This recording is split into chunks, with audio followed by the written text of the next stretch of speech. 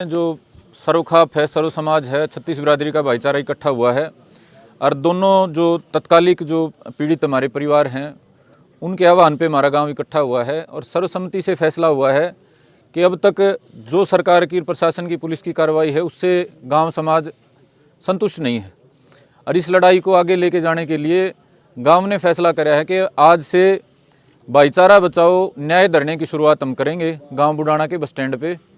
और ये भाईचारा बचाने के लिए खाली बुडाना नहीं, पूरे हरियाणा में हम एक संदेश देना चाहते हैं कि जिस तरीके से, जिस वैसी तरीके से, जिस पागलपन के तरीके से एक 19 साल के, 12-13 साल के लड़के ने 2 हत्याएँ गाँव में करी हैं, आगे वो हरियाणा में कहीं दोहराई ना जाएँ और यहीं पे इस घटना पे फुल स्टॉप लग जाए। इसके लिए ज़रूरी है अब जो भी इस पूरे मामले के दोषी हैं उनको सरकार जेल में डाले, उन पे सख्त कार्रवाई करे। अब तक सरकार ने, प्रशासन ने जो कार्रवाई करी है खाली लिपापोती कार्रवाई करी है और उससे गांव समाज और हमारा जो भाईचारा संतुष्ट नहीं है। और इसके लिए हमने आज सर्वसम्मति से एक बड़ी भाईचारा कमेटी बना के 50 आदमियों की आंदोलन की शुरुआत करी है। और ये जब तक सरकार जो तमाम दोषी हैं, करने वाले भी और करवाने वाले भी, उनको जेल में नहीं डालती और फास्ट ट्रैक कोर्ट में सुनवाई नहीं करती और भी हमारी 2-4 मांगे हैं उनको संज्ञान में नहीं लेती, इतने हम इस लड़ाई को अंतिम समय तक, अंतिम छोर तक लड़ेंगे। धरना किस जगह लगाया जाएगा? धरना गांव के बस स्टैंड पे लगाया जाएगा जी, और वो सवेरे 9 बजे से शाम को 5 बजे तक लगाया जाएगा। तो धरना दोबारा लगाने की आवश्यकता क्यों पड़ेगी?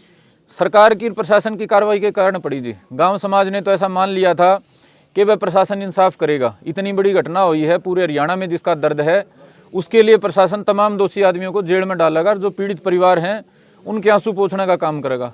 लेकिन जो अब तक की कार्रवाई हो तो तमाशाड़ी कार्रवाई हुई है। 6 दिन तक हमारे गांव का जोड़ खाली करवाया गया, हथियार तब भी नहीं पाया, हथियार अगले के घर में पाया। इसका मतलब तो प्रशासन गांव समाज को मजाक समझता है।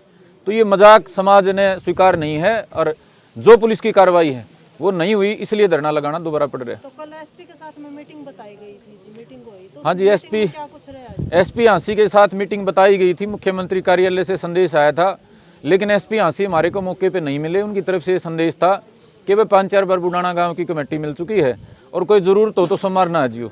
वो इस घटना को बड़ा लाइटली ले रहे हैं, गांव समाज के दर्द को, और जो भविष्य में इस घटना के दुष्प्रभाव हैं हमें नहीं लगता वो इसको गंभीरता से ले रहे। जब भी कोई धरना लगे संदीप भाई, वहाँ मुख्य मांग रखी जाओ है, बाकायदा पोस्टर पर भी लिखी जाओ कि हमारी ये मांगे हैं, ये पूरी होंगी, उसके बाद धरना उठेगा।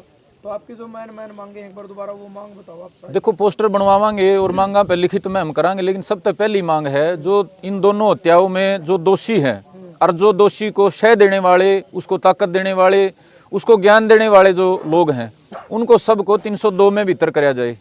ये 2 आदमियों को भीतर डाल के, जिनका मतलब हम मानते नहीं कि 2 के बस की बात है, उनको शय दी गई होगी, उनको पीछे से सलाह दी गई होगी, जैसी बयानबाजी उन्होंने। एक बात बताओ आप, 5-6 तारीख से लेकर 16 तारीख तक और 16 से 21 तारीख तक 2 आदमी पूरे जिले की पुलिस को गुमराह करते रहे। 15 दिन तक जो गुमराह करते रहे, उनके मास्टरमाइंड कितने बड़े होंगे, और 2 आदमियों के पकड़े जाने से बात रुकेगी नहीं। तो पहली तो हमारी मांग ये है। दूसरी हमारी मांग है भाई, गांव राम में आगे ऐसी घटना ना हो, इसलिए जो हमारा स्टेडियम है उसकी सफाई करवाई जाए, सीसी कैमरे पूरे गांव में लगाए जाएं। तीसरी हमारी जो मांग है, जो दोनों पीड़ित हैं, अब उनको सुरक्षा की तो हम नहीं कहते, लेकिन दोनों के हथियार के लाइसेंस जारी करे जाएं। उसके अलावा कुछ हमारी और भी मांगे हैं जिनके बारे में भी कमेटी बन रही है, चर्चा करके और भी जितनी जो प्रशासन के सम्मुख रखने वाली बातें होंगी उनको हम रखेंगे।